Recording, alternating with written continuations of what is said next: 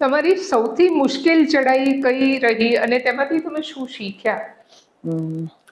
આમ તો દરેક પહાડ ભલે નાનો દેખાતો હોય એ મુશ્કેલ હોય છે, બિલકુલ. કારણ કે તમે એને નથી ચડી રહ્યા. Okay. એ તમને પરમિશન આપે છે કે તમે એને ક્લાઇમ્બ કરો.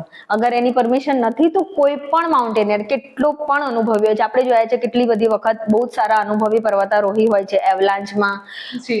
ડેથ થાય છે, એટલે આપણે એ સારી વાત નથી કે કોઈનું મૃત્યુ થાય, પણ એ પહાડ નક્કી કરે છે ઓકે. કે કોણ એને સર કરશે. ઓકે. અને અમુક અમુક કારણોસર પ્રકૃતિથી મોટા નથી જ, એટલે દરેક પહાડ ભલે નાનો હોય કે મોટો, એની સાઈઝ નહીં પણ એ પરિસ્થિતિ નક્કી કરે છે કે એ કઠિન છે કે નથી, કે એ કેવા પ્રકારના છે, કે એની બનાવટ કેવી છે, એના આધારે નક્કી થાય કે કઠિન છે કે ના. એટલે ફક્ત ડેસ્ટિની પ્લાન નથી, ટ્રાવેલ પણ પ્લાન થાય છે અને એ ઈશ્વર જ પ્લાન કરે. બિલકુલ બિલકુલ. ઓકે. એટલે બધું જ અઘરું છે અને મનથી માનો તો બધું જ સરળ છે. બસ તમારે એક પહેલું પગલું લેવાનું છે, ને એ પહેલું પગલું એમ કરવાનું કે તમારે 100 માંથી એક પગલું લીધું છે, બસ 99 બાકી છે.